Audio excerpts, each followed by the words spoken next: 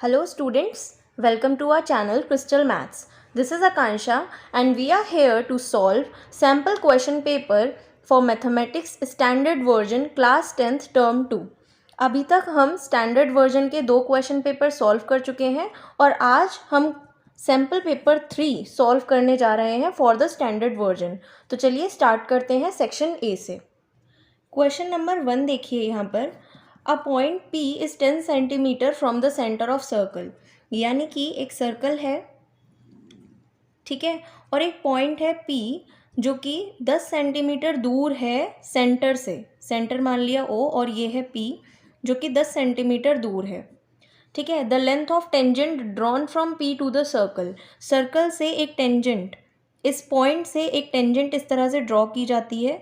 ये टच करके जाएगी टेंजेंट यहाँ से, ठीक है. मान लीजिए पॉइंट T जो कि 8 सेंटीमीटर की है. वो पूछ रहा है फाइंड द रेडियस, यानी कि आपको OT की लेंथ बतानी है. यहाँ पर स्टूडेंट्स आपको पता होगा कि रेडियस जो होती है वो टेंजेंट के साथ में परपेंडिकुलर होती है, यानी कि 90 डिग्री का एंगल फॉर्म करती है. तो अगर ये 90 डिग्री का एंगल फॉर्म कर रही है तो ये जो ट्रायंगल हुआ वो एक राइट एंगल ट्रायंगल हो गया. तो हम बोलेंगे ट्रायंगल TPO में हम लगा देते हैं पाइथागोरस थ्योरम, जिसमें hypotenuse square is equal to perpendicular square plus base square. यहाँ देखिए ये अगर 90 डिग्री है तो उसके सामने वाली हाइपोटेन्यूज होती है, सो दिस इज 10 का square. Perpendicular is OT, so OT का स्क्वायर प्लस बेस यानी कि PT, तो PT का स्क्वायर यानी कि 8 का स्क्वायर. नाउ OT का स्क्वायर इज 10 का स्क्वायर माइनस 8 का स्क्वायर. 100 माइनस 64 करने पर आ रहा है 36. दोनों साइड रूट लेंगे तो OT कितना आ जाएगा 6 centimetre. So here is your answer, OT is 6 centimetre. Next question देखते हैं. सेकेंड क्वेश्चन फर्स्ट का ही इंटरनल चॉइस है एक तरह से और सिमिलर टाइप ऑफ क्वेश्चन है. O is the centre of 2 concentric circles. यहाँ पे 2 कंसेंट्रिक सर्कल्स बना लीजिए सबसे पहले, ठीक है. और O जो है वो इसका सेंटर है.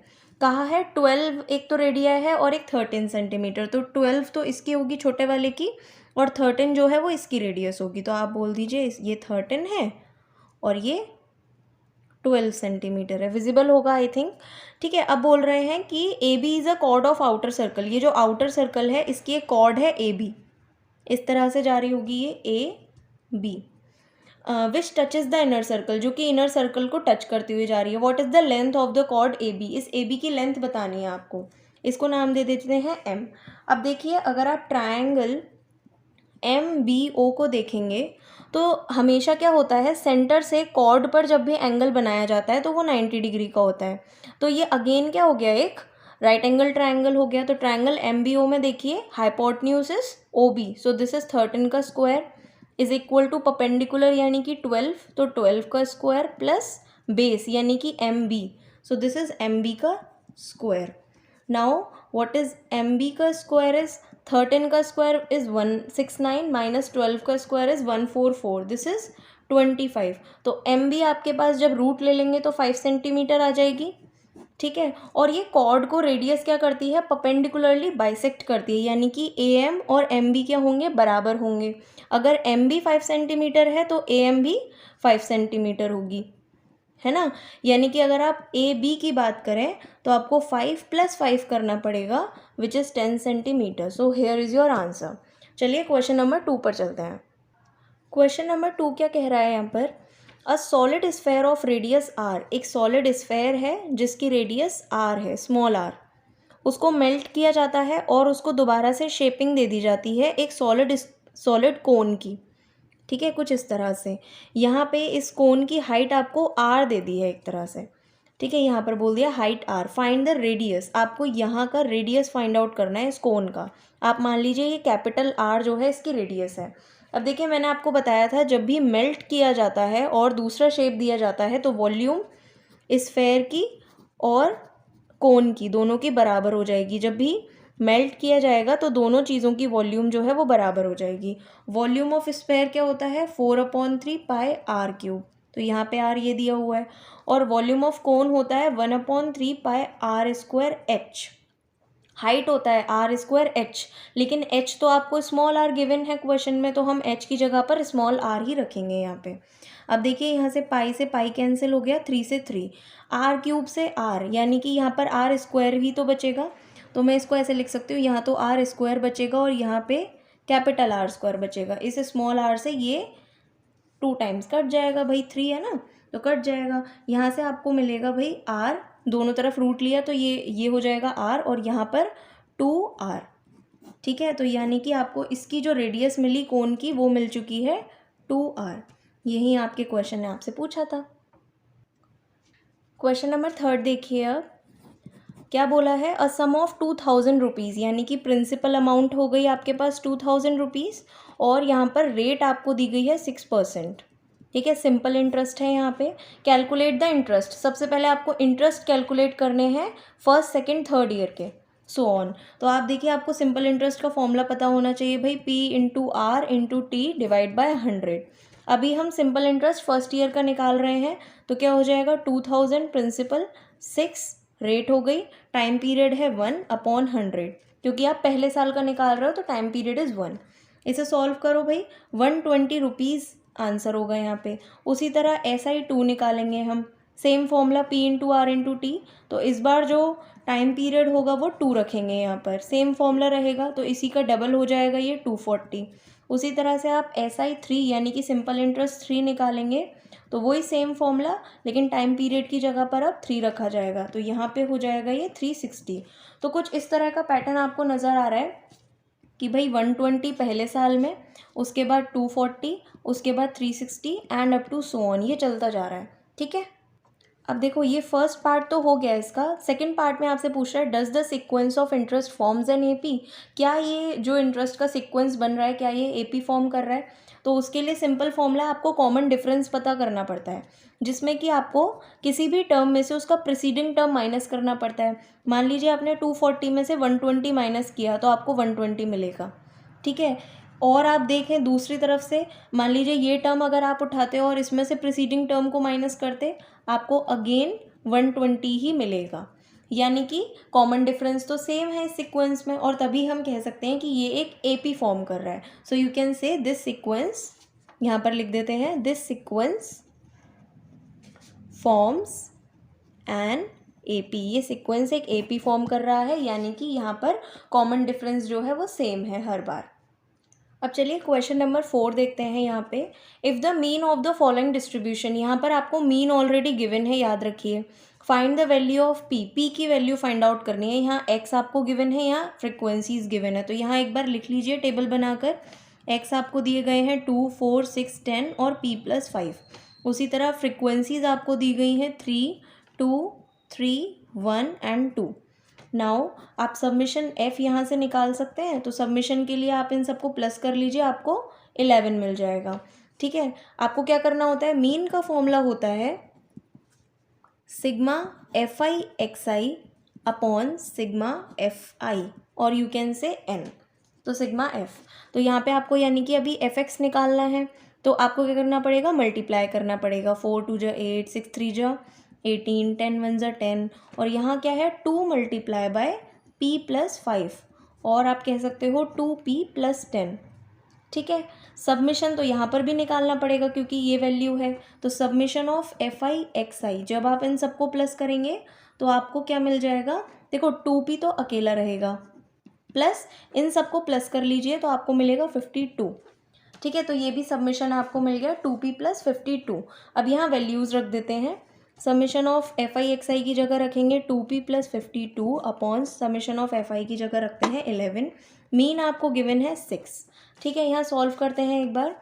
2P + 52 क्रॉस मल्टीप्लाई करके ये आ गया 66, एंड यहाँ से P की वैल्यू 52 को उधर ले जाइए, माइनस कीजिए और 2 को डिवाइड में लाइए, तो P आपको मिल जाएगा 7। आपको वो ही वैल्यू फाइंड आउट करनी थी। स्क्रीनशॉट लेते जाइएगा आप सभी लोग।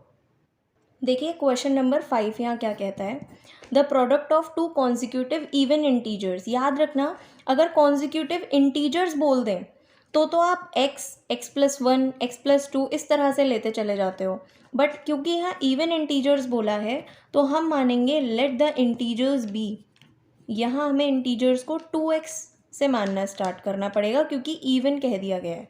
2x एंड 2x प्लस 1 दो ही इंटीजर्स मानने के लिए बोला है। कह रहे हैं कि इनका जो प्रोडक्ट है वो 528 है, तो हम कह सकते हैं 2x multiply by 2x plus this is 2x plus 2, क्योंकि इवन है ना तो 2 का डिफरेंस होगा, 1 का नहीं होगा, वरना फिर वो ऑड में चला जाएगा, याद रखना इस बात को। तो 2x प्लस 2, तो इसका प्रोडक्ट जो है वो 528 होगा। यहाँ से आप क्या करेंगे, बोला गया represent the situation in the form of quadratic equation. यहाँ से आपको इसे सॉल्व करने पे क्वाड्रेटिक इक्वेशन बनती चली जाएगी। इसको मल्टीप्लाई करेंगे अंदर तो 4x square plus 4x equal to 528, 4x square plus 4x minus 528 equal to 0। 4 यहाँ से कॉमन ले लीजिए तो x स्क्वायर प्लस x यहाँ से आ जाएगा 132 equal to 0 and this is the required quadratic equation जो क्वेश्चन में आपसे पूछा गया था। अब यहाँ देखो क्वेश्चन नंबर 5 में ही एक इंटरनल चॉइस आपको गिवन है। बोला है find the value of a and b। यहाँ पर आपको a और b की वैल्यू यहाँ फाइंड आउट करनी है। कहा है x is equal to 7 and 5 are the solutions of this equation. एक तरह से आपको ये px यानी कि एक पॉलिनोमियल आपको गिवन है, देखो ठीक है। और बोला है कि x इक्वल टू 7 और 5 ये इसके सॉल्यूशंस हैं। सॉल्यूशंस या रूट्स का मतलब होता है कि अगर आप x की जगह 7 रखोगे तो इस पॉलिनोमियल की वैल्यू 0 आ जाएगी। So if x equal to 7 is the solution, अगर x इक्वल टू 7 क्या होगा, इसका सॉल्यूशन है, तो हम कह सकते हैं कि P7 इज़ इक्वल टू 0, यानी कि x की जगह पर 7 रखने पर यहाँ 0 आ जानी चाहिए इस पॉलिनोमियल की इक्वेशन। P7 की वैल्यू यहाँ से रखो भाई, हर x में 7 रख दो, तो 7 का square is 49, so this is 49a। यहाँ पर 7 रखोगे तो 7b प्लस 35 इक्वल टू 0। यहाँ से 7 कॉमन ले लो तो 7a minus b plus 5 equal to 0। ये आपकी अभी एक इक्वेशन आ गई है जहाँ पे आप b की वैल्यू यहाँ से निकाल सकते हो। राइट हैंड साइड b को ले जाओगे तो 7a प्लस 5 रह जाएगा, ठीक है। तो इसको आप फर्स्ट इक्वेशन का नाम दे दो। अब देखो यहाँ एक और में क्या बोला गया है कि मान लीजिए 5 भी सोल्यूशन है, ये तो क्वेश्चन में ही दिया गया है। If x equal to 5 is the solution, तो फिर इस हिसाब से P5 जो है वो भी 0 होना चाहिए, यानी कि जब मैं इस पॉलिनोमियल में x की जगह 5 रख दूंगी तो 0 हो जाएगा। यहाँ 5 रखिए तो ये हो जाएगा 5 का square is 25a minus 5b plus 35 equal to 0। यहाँ से 5 कॉमन ले लेते हैं तो ये बचेगा 5a minus b plus 7 equal to 0। इसको सेकेंड इक्वेशन मान लेते हैं। अब इन दोनों को सॉल्व कैसे करेंगे, क्योंकि हमें तो a और b की वैल्यूज़ चाहिए, तो हम क्या करेंगे, ये जो फर्स्ट इक्वेशन में हमने b की वैल्यू निकाली है ना 7a प्लस 5, वो यहाँ रख देते हैं।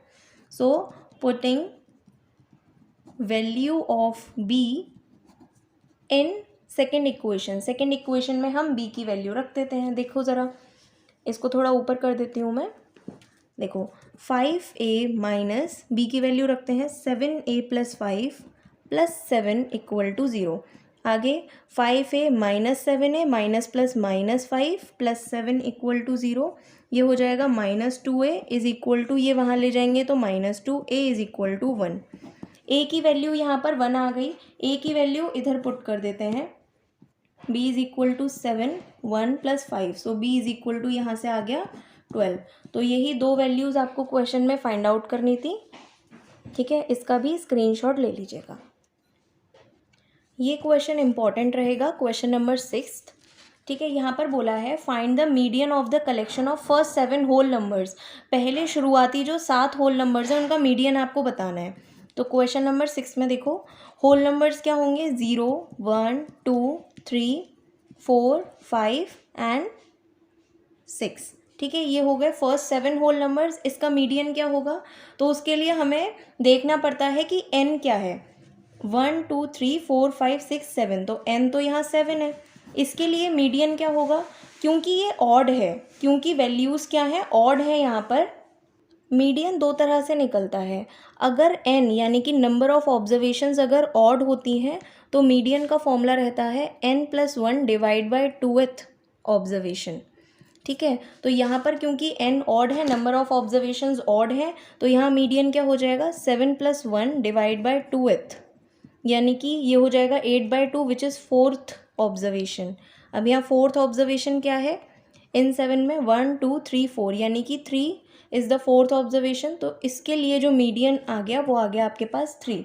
आगे क्वेश्चन में क्या बोला है, if 9 is also included in the collection, अगर मैं इसके अंदर 9 भी इंक्लूड कर दूँ, यानी कि 0 1 2 3 4 5 6 और यहाँ मैंने 9 भी इंक्लूड कर दिया, find the difference in the median in 2 cases. तो यानी कि आपको इसका मीडियन भी फाइंड आउट करना है। यहाँ जब आप नंबर ऑफ ऑब्जर्वेशंस काउंट करोगे तो ये तो 7 थे, अब नंबर ऑफ ऑब्जर्वेशंस हो गई 8, तो इसका तो मीडियन का फॉर्मूला अलग होगा। जब नंबर ऑफ ऑब्जर्वेशंस इवन होती हैं तो वहाँ पे फॉर्मूला क्या होता है, n/2th plus n+1/2th divide by 2।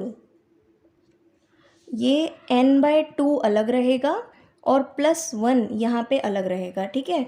तभी n/2, क्योंकि यहाँ 8 है तो आप बोलोगे 8/2th प्लस यहाँ बोलेंगे 8/2 + 1th डिवाइड बाय 2। ये इसका मीडियन रहेगा इन वाले कलेक्शंस का, ठीक है। 8/2th का मतलब क्या हो जाएगा, fourth observation plus 8/2 is fourth, 4 + 1 यानी कि फिफ्थ ऑब्जर्वेशन डिवाइड बाय 2, ठीक है। तो फोर्थ ऑब्जर्वेशन इस कलेक्शन में क्या है, 1 2 3 4 3 प्लस फिफ्थ ऑब्जर्वेशन क्या है 4 डिवाइड बाय 2।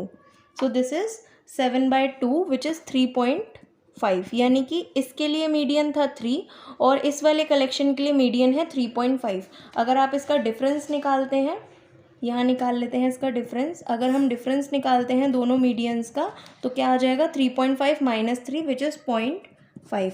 यही आपसे क्वेश्चन में पूछा गया था, difference of the median in 2 cases. तो ये जो 2 फॉर्मूले हैं उन्हें याद रखिएगा। व्हेन n इज़ ऑड तो फॉर्मूला होगा n+1/2th और जब n इवन होगा तो फॉर्मूला होगा n/2th plus n/2 + 1th observation divide by 2। तो ये 2 मीडियन के फॉर्मूले इंपॉर्टेंट हैं। चलिए तो अब सेक्शन बी स्टार्ट करते हैं, जिसमें कि क्वेश्चन नंबर 7 को देखेंगे।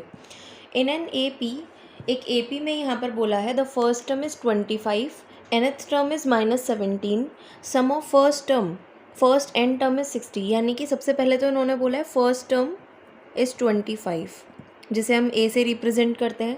उसके बाद nth टर्म को इन्होंने कहा है -17 और सम ऑफ द n टर्म्स, इस तरह से इसे रिप्रेजेंट किया जा सकता है विच इज़ 60। आपको फाइंड आउट करना है n और d which is the common difference, ठीक है। कैसे करेंगे इसको, देखिए सबसे पहले तो nth टर्म को पकड़िए। nth टर्म आपको दिया गया है -17, इसका फॉर्मूला होता है a + n-1 × d, ठीक है, विच इज़ -17। अब a की वैल्यू आपको ऑलरेडी क्वेश्चन में गिवन है 25, तो इसे यहाँ पर रख दीजिए।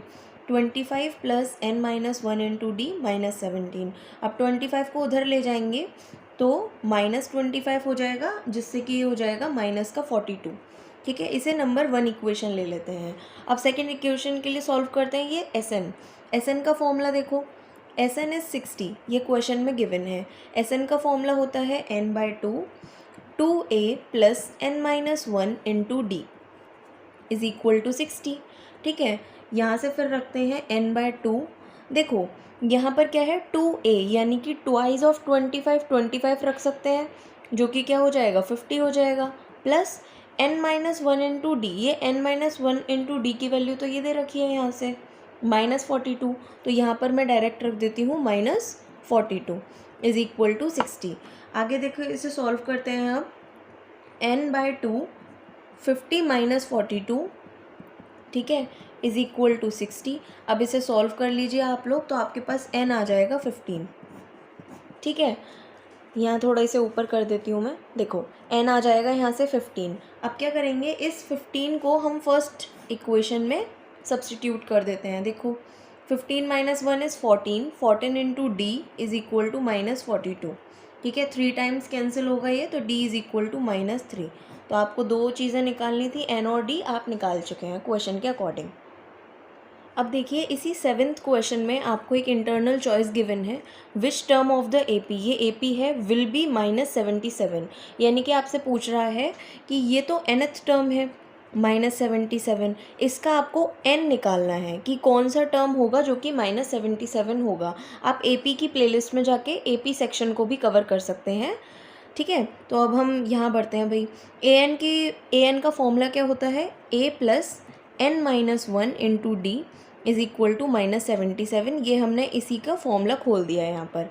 अब आप अगर ए पी को ध्यान से देखें, -2 -7 -12, यहाँ से आपको पता चल रहा होगा ए तो -2 है फर्स्ट टर्म, और डी कॉमन डिफरेंस कैसे निकालते हैं, प्रीसीडिंग टर्म को माइनस करके, यानी कि -7 में से हम -2 को माइनस कर देते हैं, तो हो जाएगा -7 + 2 विच इज़ -5। तो आपके पास आ गया, ए भी आ गया, डी भी आ गया। यहाँ पर पुट कर दीजिए -2 + n-1 into -5 is equal to -77। ठीक है, यहाँ से ये -2 उधर जाएगा, +2 हो जाएगा, तो ये हो जाएगा भाई -75 is equal to -(n-1) into 5।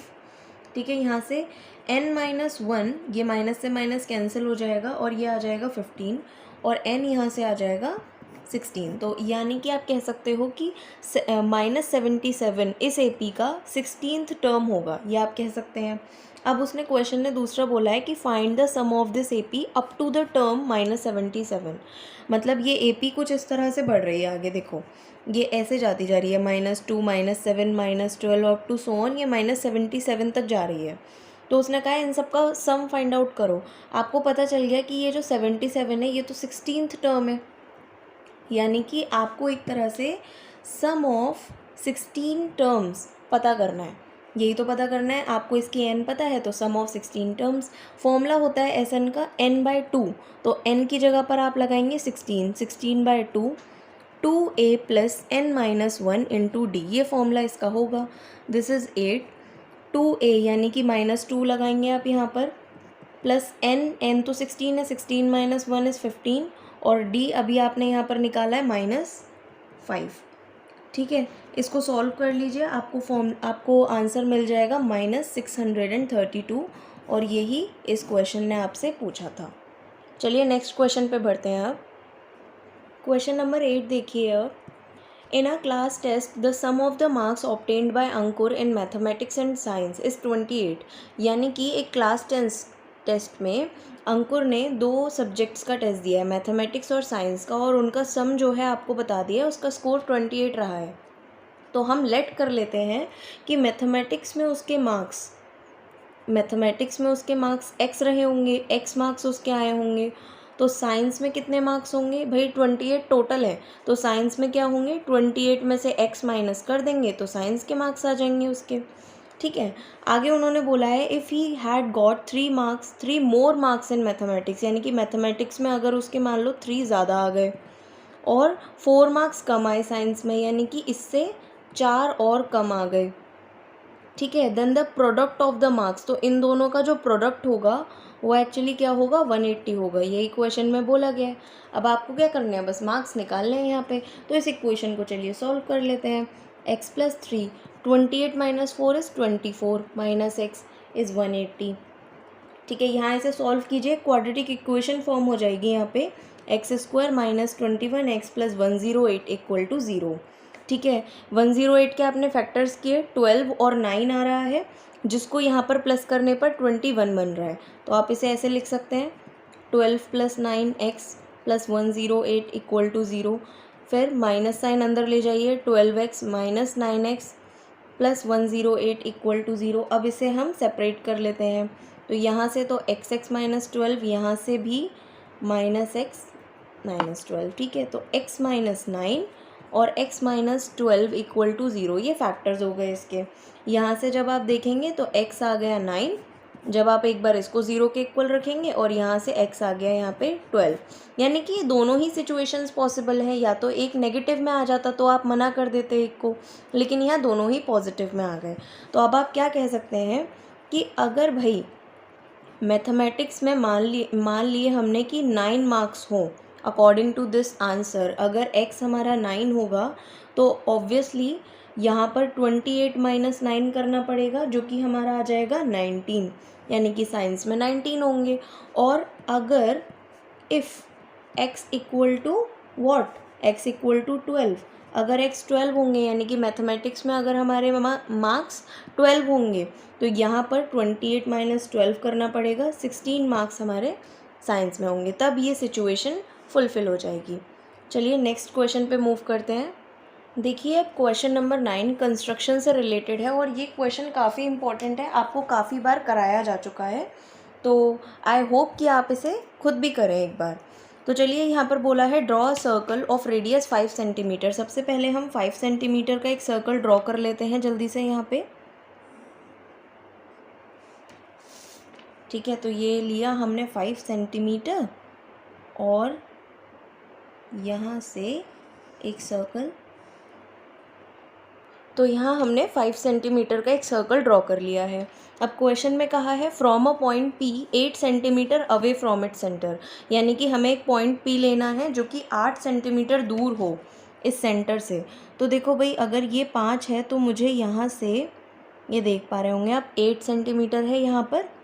ठीक है, तो एक पॉइंट P यहाँ पर हम बना लेते हैं जो कि 8 सेंटीमीटर दूर है और इसे हम ज्वाइन भी कर लेते हैं साथ ही साथ। ठीक है, सो this is point P which is 8 centimetre from the centre. अब यहाँ से हम क्या करेंगे कि ये है P पॉइंट और ये है O पॉइंट, इसका हम परपेंडिकुलर बाइसेक्टर बनाएंगे। परपेंडिकुलर बाइसेक्टर के लिए हमें इसके आधे से ज़्यादा का आर्क रखना पड़ेगा। ठीक है, मान लीजिए यहाँ रख लिया हमने और ये इस तरह से हमने 2 आर्क बना लिए। फिर यहाँ P पॉइंट से भी उसी सेम मेजरमेंट के थ्रू एक और आर्क और यहाँ से भी एक और आर्क बना लिया। ठीक है, अब क्या करना है, इसको जॉइन कर देना है। देखो आपको दिख ना रहा हो तो एक बार दिखा दूँ।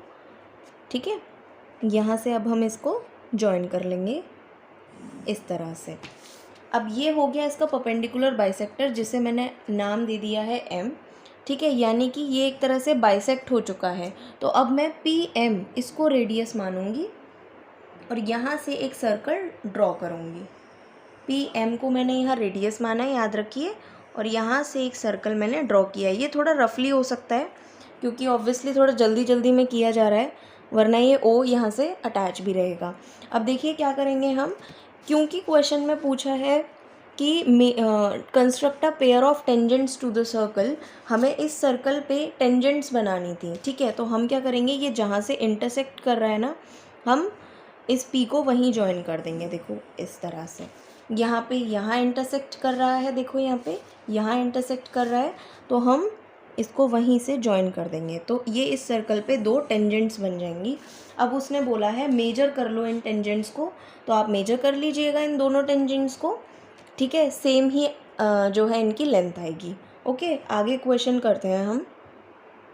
चलिए क्वेश्चन नंबर 10 पर फोकस कीजिए। अब the angle of elevation of the top of a chimney from the top of a tower, यानी कि एक टावर है यहाँ पे, हम मान लेते हैं ये रहा, और ये है चिमनी। ठीक है, बोल रहा है कि टॉप ऑफ अ टावर, यानी कि यहाँ से आपको चिमनी के टॉप तक एक एंगल बनता हुआ नज़र आ रहा होगा 60 डिग्री का, एंगल ऑफ एलिवेशन जो ऊपर तक नज़र आता है। ठीक है, तो ये CD मैंने मान लिया है और ये है AB। AB जो है वो चिमनी है और CD जो है वो टावर है। एंगल ऑफ डिप्रेशन फॉर्म हो रहा है of the foot of the chimney from the top of tower. इसी टावर के टॉप से अगर आप फुट तक जाएंगे चिमनी के, तो आपको एंगल ऑफ डिप्रेशन बनता हुआ दिखेगा 30 डिग्री का। अब आप हाइट बताइए, हाइट यहाँ पर दी गई है 40 मीटर, यानी कि यही तो टावर था, ये 40 मीटर की हाइट का है। Find the height of chimney, आपको ये पूरी लेंथ फाइंड आउट करनी है। ठीक है, और इसको हम ज्वाइन कर देते हैं। क्वेश्चन समझ में आ गया होगा सभी को। चलिए अब आगे बढ़ते हैं। ये 90 डिग्री है। ठीक है, ये सब 90 डिग्री है। अब देखो यहाँ पे सबसे पहले हम क्या करते हैं कि ये वाला ट्रायंगल लेते हैं CDB। So we can say in triangle CDB आप बोल सकते हैं, देखो अगर ये 30 है, ये वाला एंगल 30 है, तो ऑब्वियसली ये तो पैरेलल है और ये ऑल्टरनेट एंगल्स बना रहे हैं, तो ये भी 30 डिग्री ही होगा। तो आप कह सकते हैं 1030 यहाँ लगाएंगे, तो perpendicular which is 40 upon base which is DB। 1030 की वैल्यू होती है 1/√3 is equal to 40 upon DB, और यहाँ से DB आपके पास मिल गया आपको 40√3 मीटर। ठीक है, तो यहाँ मेंशन कर लेते हैं DB इज़ 40√3 मीटर। अगर डी बी 40√3 है तो ऑब्वियसली सी ई भी क्या होगा 40√3 ही होगा, तो यहाँ पर इसको मेंशन कर लो 40√3 है ये भी। ठीक है, अब आ जाते हैं ट्रायंगल, इसी साइड में कर लेते हैं ज़रा, ट्रायंगल ए सी ई पर आ जाते हैं। सेम प्रोसेस अपनाते हैं यहाँ पे भी। 1060 is perpendicular is A E upon base is 40√3। ठीक है, 1060 की वैल्यू होती है √3 is equal to A E upon 40√3। ये √3 3 हो जाता है, तो ए ई आपके पास आ जाएगी 120 मीटर। ठीक है, अब देखो भाई, आपको ए ई मिल चुकी है 120 मीटर, ये मिल चुकी है। और आपके पास क्या है, ई बी आपके पास ऑलरेडी है। देखो अगर ये 40 है तो ई बी भी क्या हो जाएगी 40 मीटर हो जाएगी। अब आपको ये पूरी ए बी निकालनी थी, यानी कि A B is equal to A E plus E B. A E is 120 and E B is 40, so this is 160 metre which is the length of the chimney. Okay, चलिए अब question number 11 देखते हैं। काफ़ी important question है ये। 2 circles with the centre A and B of radii 6 and 8 centimetre. तो यहाँ कुछ इस तरह से 2 सर्कल हैं, अच्छे से बना लेते हैं इसको, क्योंकि यहाँ डायग्राम बहुत इंपॉर्टेंट है। ठीक है, ये है बड़ा वाला सर्कल और इनके सेंटर्स जो हैं वो ए और बी है। अब आप कह रहे होंगे मैम ने ऐसे इंटरसेक्ट क्यों कर दें, क्योंकि क्वेश्चन में लिखा है intersect at 2 point C and D. यहाँ पर ये 2 पॉइंट्स पे इंटरसेक्ट कर रहे हैं, सी और डी पर। ए सी और बी सी ये टेंजेंट्स हैं सर्कल की। मान लीजिए ये ए सी जो है ये एक तरह से इस बड़े वाले सर्कल के लिए टेंजेंट हो जाएगी, और ये जो बी सी है ये इस छोटे वाले सर्कल के लिए टेंजेंट हो जाएगी। ठीक है, और इनको हम मिला देते हैं ए बी को। ए और बी इनके सेंटर्स हैं। Find the length of the common chord. ये जो कॉमन कॉर्ड है ना, ये जो सी डी जा रही है यहाँ से बीच में से, ये ऑब्वियसली इस छोटे वाले सर्कल के लिए भी कॉर्ड है और ये इस बड़े वाले सर्कल के लिए भी कॉर्ड है, तो इसकी लेंथ आपको फाइंड आउट करनी है। सबसे पहले तो आप मुझे बताइए, मैंने ये कितनी बार बताया हुआ है कि मान लीजिए ये ए सी एक रेडियस है और बी सी एक टेंजेंट है, तो इनके बीच का एंगल क्या होगा, ऑब्वियसली 90 डिग्री होगा। ये काफ़ी बार बताया हुआ है कि रेडियस जो होती है वो टेंजेंट के साथ में 90 डिग्री का एंगल फॉर्म करती है। अब आप ट्रायंगल ए सी बी के अंदर देखिए ज़रा, ये एक 90 डिग्री का ट्रायंगल फॉर्म हो चुका है। इसके सामने वाला जो साइड है वो हाइपोटेन्यूज है, तो आप बोल सकते हैं ए बी का स्क्वायर इज़ इक्वल टू ए सी का स्क्वायर प्लस बी सी का स्क्वायर। ठीक है, अभी हमने मेंशन नहीं किया है भाई, ए सी जो है रेडियस भी तो है इस छोटे वाले सर्कल की जो कि 6 सेंटीमीटर है, और बी सी इस बड़े वाले सर्कल की विच इज़ 8 सेंटीमीटर। तो आप कह सकते हैं ए बी का square is 6 square plus 8 square. तो यहाँ से ए बी आप फाइंड आउट कर लीजिए, आपको मिल जाएगी 10 सेंटीमीटर की ए बी की लेंथ। ठीक है, यानी कि ये लेंथ आपको मिल चुकी है 10 सेंटीमीटर की। अब आगे बढ़ते हैं। देखो आप क्योंकि जानते होंगे ये बात कि ए बी ये 2 सेंटर्स हैं, और इन सेंटर्स को जॉइन करने वाली लाइन जो है वो हमेशा इस कॉमन कॉर्ड को परपेंडिकुलरली बाइसेक्ट करती है। यानी कि आप इसको बात को ध्यान से समझिएगा कि ये लाइन है ना जो सेंटर को मिला रही है, ये हमेशा कॉमन कॉर्ड को क्या करेगी, परपेंडिकुलरली बाइसेक्ट कर देगी। यानी कि परपेंडिकुलर तो ये होगी ही ये कॉर्ड, साथ ही ये बाइसेक्ट भी हो जाएगी। यानी कि अगर मैं इस पॉइंट को P मान लूँ तो CP और PD ये बराबर हो जाएंगे। यहाँ से ये समझने वाली बात है। ठीक है, और AP क्या होगा, ये जो AP है ये परपेंडिकुलर हो जाएगी इस CD के, आप ऐसा भी कह सकते हो। अब देखो अगर ये परपेंडिकुलर बाइसेक्ट हो रही है तो ये बात समझ में आ गई कि CP और PD जो है वो बराबर हो जाएंगी, ये बात ध्यान रखना। अब देखो AB जो है वो 10 सेंटीमीटर है, अभी हमने फर्स्ट पार्ट में निकाला है कि ए बी जो है वो 10 सेंटीमीटर है, तो मैं मान लेती हूँ कि ए पी जो है वो x होगी। लेट कर लेते हैं कि ए पी x सेंटीमीटर होगी, और जो पी बी है वो 10 में से माइनस कर दो x को, उतने सेंटीमीटर पी बी होगी। ठीक है, और क्योंकि सी पी और पी डी बराबर हैं तो हम मान लेते हैं कि ये जो है y सेंटीमीटर के बराबर होंगी। तो यानी कि ये भी y और ये भी y सेंटीमीटर। ठीक है, समझ में आ रहा होगा। अब आगे देखते हैं। यहाँ आपको 2 ट्रायंगल बनते हुए नज़र आ रहे हैं। देखो एक तो ए सी पी, एक तो ये वाला ट्रायंगल बन रहा है ना, अगर इसको मैं ज्वाइन कर दूँ इस तरह से ये ए सी पी ट्रायंगल फॉर्म हो रहा है। और एक ट्रायंगल आपको दिख रहा होगा बी सी पी, बी एक सेंटर है, C और P, यहाँ से भी ये 90 डिग्री है, ये दिख रहा होगा। यहाँ पर जो CP है वो Y है, AP हमने X माना है, AC हमारे पास है 6 सेंटीमीटर, ठीक है, ऊपर देखा था। BC यहाँ 8 है, this is 10 minus x and this is y। अब हम क्या करेंगे, यहाँ पर पाइथागोरस थ्योरम लगा देंगे। जल्दी से यहाँ देख लेते हैं, triangle ACP and triangle BCP, इन दोनों में हम पाइथागोरस थ्योरम लगाएंगे। 6 स्क्वायर हाइपोटेन्यूज का square is equal to perpendicular square plus base square. Same यहाँ करेंगे BCP में भी कि हाइपोटेन्यूज का square is equal to perpendicular square plus base square 10 minus X का होल स्क्वायर। ठीक है, इसको मैं यहाँ सॉल्व करती हूँ थोड़ा। This is 36 equal to X square plus Y square, right. अब यहाँ अगर मैं इसको सॉल्व करूँ, so this is 64 is equal to Y square plus, इसको भी ओपन कर लेते हैं, this is 100 plus X square minus 20x।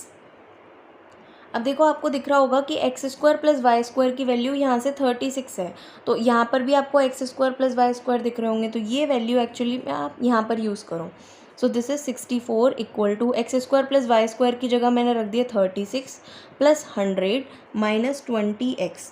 ठीक है, 20x को मैं एक साइड पर ले आई, 64 को उधर, तो सॉल्व करने पे ये आ गया 72, और x इसको और ऊपर करके देख लीजिए, x आपके पास यहाँ आ गया 3.6। इसे सॉल्व कर लीजिएगा तो आपको x मिल जाएगा यहाँ से 3.6। अब इसी x को मैं क्या करूँगी, इस इक्वेशन में दोबारा से सब्सटीट्यूट कर देती हूँ।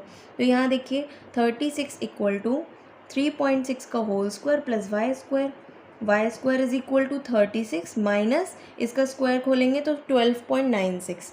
तो यहाँ से y आपके पास आ जाएगा 4.8 सेंटीमीटर।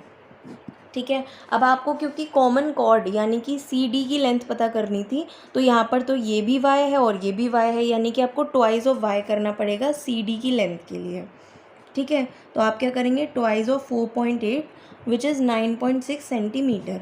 ये काफ़ी इंपॉर्टेंट क्वेश्चन था, बहुत ही कॉम्प्रिहेंसिव क्वेश्चन था, काफ़ी दिमाग लगाने की ज़रूरत थी इसमें, तो इसका स्क्रीनशॉट भी ले लीजिएगा और साथ ही इसको एक और बार रिपीट पर सुन लीजिएगा। चलिए ठीक है, आगे बढ़ते हैं आप।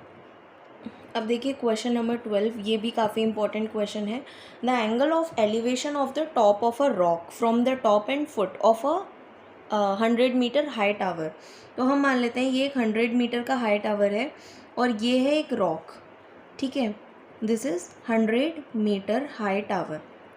यहाँ पे अगर आप टॉप से इसके देखते हैं तो एक एंगल ऑफ एलिवेशन बन रहा है 30 डिग्री का, और अगर आप इसके फुट से देखते हैं इस टावर के तो एक एंगल ऑफ एलिवेशन बन रहा है 45 डिग्री का। ये क्वेश्चन में आपसे कहा गया है। ठीक है, अब देखिए find the height of rock, यानी कि ये जो हाइट है आपको रॉक की फाइंड आउट करनी है। तो इससे पहले नेमिंग कर लेते हैं, दिस इज़ AB, ठीक है, एंड E। अब हमने क्या मान लिया कि ये इसकी जो हाइट है ये टोटल h है। ठीक है, अब जब ये 100 है तो EB भी क्या होगा, 100 मीटर होगा, और ये AE क्या बच जाएगा, h माइनस 100 बच जाएगा। मानते हैं सभी लोग कि ये h है, ये 100 है, तो h माइनस 100 बचेगा AE। इसको हमने x मान लिया तो ऑब्वियसली CEB जो होगा वो x ही होगा। अब क्वेश्चन में कुछ भी नहीं है। देखो सबसे पहले हम क्या करते हैं, ट्रायंगल ACE, ये छोटा वाला ट्रायंगल मान लेते हैं। इसमें क्या है, देखो इसमें 1030 की वैल्यू लगाते हैं, perpendicular which is h minus 100 upon base यानी कि x। ठीक है, 1030 की वैल्यू है 1/√3 h माइनस 100 अपॉन x। यहाँ से x की वैल्यू आपको मिल गई √3 h माइनस 100, ये आपको मिल गई। इसको फर्स्ट इक्वेशन मान लीजिए। अब आगे देखो इस वाले ट्रायंगल पे आ जाओ, ADB पर, ट्रायंगल ADB जिसमें कि थोड़े से ऊपर कर लेते हैं। ट्रायंगल ADB में क्या होगा, 1045 is equal to perpendicular which is AB upon base which is DB। 1045 is 1, AB is h upon DB is x। तो यहाँ से h जो है वो x के आ गई बराबर। ठीक है, अब इसको आप सेकेंड इक्वेशन मान लीजिए। अब फर्स्ट और सेकेंड को एक बार कंपेयर करो। देखो फर्स्ट और सेकेंड को कंपेयर करो तो मैं x की जगह पर यहाँ पे h रख सकती हूँ। ठीक है, अगर मैं फर्स्ट सेकेंड को कंपेयर करती हूँ, from first and second x की जगह पर h रख रही हूँ यहाँ पे, तो h is equal to √3 h minus 100। h is equal to √3h minus 100√3। यहाँ से क्या हुआ, √3h को इधर, h को उधर ले जाते हैं, 100√3 इधर, तो ये हो जाएगा √3h minus h is equal to 100√3। h यहाँ से कॉमन लेते हैं तो ये आ जाएगा 100√3 अपॉन √3 माइनस 1। अब क्या करेंगे, इसको रैशनलाइज करेंगे क्योंकि √3 नीचे आ चुका है, तो रैशनलाइज करने के लिए आपको √3 + 1 इसी का रिवर्स जो होता है उससे मल्टीप्लाई और डिवाइड करना पड़ेगा। अब आप इसको सॉल्व कीजिए। आगे यहाँ पर कर लेते हैं थोड़ा सा इधर, h is equal to 100√3 multiply by √3 + 1 upon, देखिए ये हो जाएगा a + b और a minus b, which is a² minus b²। √3 का स्क्वायर इज़ 3, 3 - 1 इज़ 2। ठीक है, यहाँ से क्या करेंगे, ये कैंसिल आउट हुआ 50 टाइम्स, तो आपके पास देखो वैल्यू क्या आ गई h की, h इज़ इक्वल टू 50, √3 अंदर ले गए तो √3 हो गया 3 प्लस √3 मल्टीप्लाई बाय 1 इज़ √3, तो ये आ गई आपके पास h की value. This is your answer. Question में यही पूछा गया था आपसे कि आपको ए बी यानी कि h जो हाइट है वो आपको बतानी थी, तो आपने यहाँ पे फाइंड आउट कर लिया। चलिए अब आगे बढ़ते हैं। ठीक है, अब हम इसी 12th क्वेश्चन का इंटरनल चॉइस और देख लेते हैं। मिस्टर अन्ना हज़ारे पद यात्रा party wanted to go from Delhi to Dehradun. ठीक है, तो दिल्ली से देहरादून जाने वाले हैं ये वाली पार्टी, और the walkers travelled 150 kilometre straight. तो ये जो इनके पद यात्रा में ये जो चलने वाले लोग हैं ये 150 किलोमीटर तो स्ट्रेट जाते हैं। मान लीजिए स्टार्टिंग पॉइंट है O और ये A तक स्ट्रेट जा रहे हैं, यहाँ तक ये 150 किलोमीटर बढ़िया तरीके से चल रहे थे। ठीक है, and then took a 45 degree turn, इन्होंने ले लिया वाराणसी की तरफ, यानी कि यहाँ से इन्हें कुछ हुआ और ये वाराणसी की तरफ मुड़ गए 45 डिग्री एंगल लेकर। ठीक है, यहाँ चले गए एंड देन वॉकड स्ट्रेट, और बिल्कुल सीधे सीधे चले गए यहाँ पे अनदर 120 किलोमीटर, यानी कि ये जो इनकी यात्रा है ये यहाँ से 120 किलोमीटर है। पूछ रहा है approximately how far was the party from the starting point, starting point से अब ये कितनी दूर है, यानी कि एक्चुअल में आपको ये डिस्टेंस फाइंड आउट करना है OC वाला, तो इसको हम मैच कर लेते हैं B पॉइंट पे। ठीक है, अब देखिए इसको कैसे करेंगे हम। सबसे पहले हम ले लेते हैं ट्राइंगल ABC को, ठीक है, और यहाँ लगाते हैं sin 45 की वैल्यू।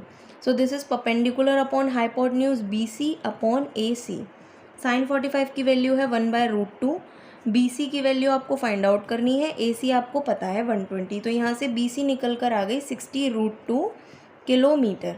अब आगे क्या करेंगे हम, आगे हम इसी ट्रायंगल ABC में cos 45 की वैल्यू रखते हैं। अब ज़रा यहाँ पे देखो, base upon hypotenuse AB upon 120, hypotenuse cos 45 की वैल्यू हो गई 1/√2, AB अपॉन 120, तो यहाँ से आपको AB की वैल्यू मिल गई 60√2 किलोमीटर, यानी कि AB की वैल्यू भी फाइंड आउट हो गई और BC की भी वैल्यू फाइंड आउट हो गई।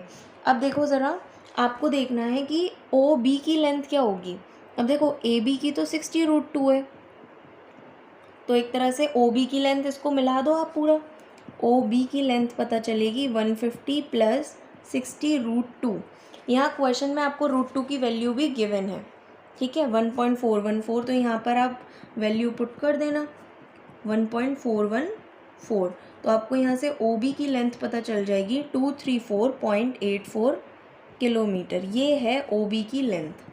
ठीक है, और उसी तरह से ये जो BC है यहाँ पर भी आप 1.414 वैल्यू लगाना और BC की वैल्यू आपको मिल जाएगी 84.84 किलोमीटर, यानी कि ये मैं यहाँ पर मेंशन भी कर देती हूँ।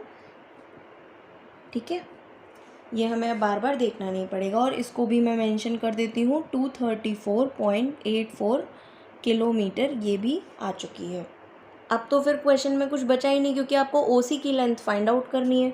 तो अब आप देख लो, थोड़ा इसे मैं ऊपर कर रही हूँ, आप देखो ट्रायंगल OBC, इसमें आ जाओ अब आप, है ना। यहाँ पे क्या करेंगे, हाइपोटेन्यूज का square is equal to perpendicular का स्क्वायर प्लस बेस यानी कि OB का स्क्वायर, OC का स्क्वायर ये आपको फाइंड आउट करना है, इज़ इक्वल टू BC क्या है भाई 84.84 का स्क्वायर प्लस OB यानी कि 234.84 का स्क्वायर। अब देखिए इसको आप सॉल्व कर लीजिएगा, आपको ओ सी की वैल्यू मिल जाएगी। अंडर रूट लेने के बाद स्क्वायर रूट सॉल्व करना आता होगा आप सबको। आपको मिलेगा 249.69 विच इज़ अप्रॉक्सीमेटली 250 किलोमीटर। तो आप कह सकते हैं कि स्टार्टिंग पॉइंट से जहाँ से वो चले थे और अब वो जहाँ पर हैं, वो जो डिस्टेंस है वो एक तरह से 250 किलोमीटर की है। ठीक है, आगे बढ़ते हैं अब हम।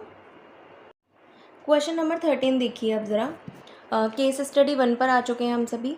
To make the learning process more interesting, simple सी बात है भाई, लर्निंग प्रोसेस को इंटरेस्टिंग बनाना ही होता है। तो हमारे की क्लास टीचर जो है वो क्ले लेकर आती हैं क्लासरूम में सरफेस एरिया और वॉल्यूम पढ़ाने के लिए, और इस क्ले से वो क्या करती हैं, एक सिलेंडर बना देती हैं जिसकी रेडियस और हाइट गिवन है कि रेडियस जो है वो 6 सेंटीमीटर है इस सिलेंडर की, और इसकी जो हाइट है वो 8 सेंटीमीटर है। ठीक है भाई। Then she moulds the cylinder, अब वो इसको मोल्ड कर देती हैं, एक तरह से मेल्ट कर दें, मोल्ड कर दें और उसको स्फेयर बना देती हैं। इसकी रेडियस हमें नहीं पता तो हम कैपिटल आर मान लेते हैं। और वो क्वेश्चन पूछती हैं स्टूडेंट से, क्या क्वेश्चंस होते हैं वो देखते हैं ज़रा। पूछा है find the radius of the sphere, वो बोलती हैं बताओ कि स्फेयर की रेडियस जो है वो क्या होगी। एक तरह से ये रेडियस ही पूछ ली उन्होंने। तो अब मैंने आपको कितनी बार बताया है कि जब भी उन्होंने, मान लो जो क्ले उन्होंने सिलेंडर बनाने में यूज़ की वही सेम क्ले उन्होंने स्फेयर बनाने में यूज़ की, तो एक तरह से इनका वॉल्यूम तो सेम रहा। तो आप बोलो कि volume of cylinder is equal to volume of the sphere. ठीक है, सिलेंडर का वॉल्यूम क्या होता है, पाई आर स्क्वायर एच, और वॉल्यूम ऑफ स्फेयर होता है 4/3 पाई आर क्यूब। अब पाई से पाई तो यहाँ कैंसिल हो जाएगा। ठीक है, सिलेंडर की रेडियस आपको दी हुई है तो उसका स्क्वायर इंटू एच इज़ 8, यहाँ पे क्या हुआ 4/3 आर क्यूब। अब यहाँ से आप सॉल्व कर लो भाई, इसको भी कैंसिल कर दो और यहाँ से सॉल्व कर लो, आपको मिलेगा आर क्यूब इज़ एक्चुअली 216, और आर यहाँ से आपको मिल जाएगी 6 सेंटीमीटर। अब देखो आपको इसकी रेडियस क्या मिल गई, 6 सेंटीमीटर। अब देखो क्वेश्चन, अब इसी का पार्ट 2 आप पढ़ो ज़रा। बोला है volume of sphere to the volume of cylinder, यानी कि आपको रेशियो फाइंड आउट करना है स्फेयर का volume upon volume of cylinder. अब देखो स्फेयर का वॉल्यूम होता है 4/3 पाई आर क्यूब, और सिलेंडर का वॉल्यूम है पाई आर स्क्वायर एच। ठीक है, यही है। अब आगे देखो कि ये पाई से पाई तो हो गया कैंसिल। अब मैं ज़रा वैल्यू रख देती हूँ इनकी, 4/3 इंटू आर क्यूब, ये आर क्या है भाई यहाँ पर 6 है, तो 6 इंटू 6 इंटू 6 अपॉन, यहाँ पे सिलेंडर की आर है 6 इंटू 6 इंटू 8। अब इसको सॉल्व कैसे करेंगे, ये 2 बार 6 तो कैंसिल हो गया यहाँ से, है ना, ये 3 टाइम्स, ये 2 टाइम्स चला गया, 3 2 जा 6, 4 2 जा 8 और ये कैंसिल हो गया, 4 2 जा 8 और ये कैंसिल हो गया। यानी कि हम कह सकते हैं कि 1:1, ऊपर भी 1 नीचे भी 1, तो एक तरह से आपको रेशियो मिल चुका है। ठीक है, तो ये केस स्टडी 1 हो गई। अब सेकेंड वाली पर चलते हैं। देखो केस स्टडी 2 में बताया गया है कि ऑन अ पर्टिकुलर डे एक NHAI, ये जो ऑर्गेनाइजेशन है ना, ये टोल टैक्स कलेक्शन किसी भी पर्टिकुलर डे पर या पर्टिकुलर टोल प्लाज़ा पर राजस्थान में कितना लिया जा रहा है, इसको ये चेक करने आई है। ठीक है, आगे का क्वेश्चन देखते हैं। तो देखो ये टेबल आपको शो कर रही है कि कितना टोल टैक्स यहाँ पर ड्राइवर से लिया जा रहा है, और नंबर ऑफ़ व्हीकल्स आपको बता रहे हैं, जैसे कि 30 से 40 रुपये जो हैं वो 80 व्हीकल से लिए गए हैं, 40 से 50 रुपये जो हैं वो 110 व्हीकल से लिए गए हैं। ठीक है, यहाँ पर बोला है इस इन्फॉर्मेशन के बेसिस पे आंसर बताइए। If excise denote the class mark, DIs denote the deviation of assumed mean from excise. तो आप मिनिमम वैल्यू ऑफ DI बताइए। तो ये एक अच्छा फॉर्मूला है मीन निकालने का। अभी तक हम FI XI वाला फॉर्मूला यूज़ कर रहे थे। तो देखिए यहाँ पर सबसे पहले हम क्लास लिख देते हैं, 30 to 40, 40 to 50, 50 to 60, 60 to 70 and 70 to 80। और यहाँ आएंगी class mark which is XI। तो इसका मिड पॉइंट है 35, 45, 55, 65 and 75। Frequencies are the number of vehicles which is 80, 110, 120, 70 and 40। ठीक है, अब हमें क्या करना है कि इन्हीं एक्साइज का ये जो कोई भी एक अज्यूम्ड मीन हमने मानकर चला विच इज़ ए से हमने उसको डिनोट कर दिया यहाँ पर।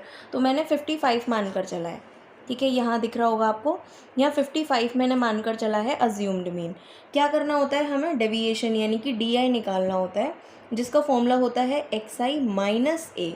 यानी कि हम क्या करेंगे, इन x में से a को माइनस करेंगे, लाइक 35 माइनस 55 तो आ जाएगा -20, 45 minus 55 which is -10, 55 minus 55 is 0, 65 minus 55 is 10, 75 minus 55 is 20। ठीक है, और यहाँ से आप ये है फिर आप निकालेंगे FI/DI, यानी कि आप इन दोनों का FI और DI इनका करेंगे मल्टीप्लाई।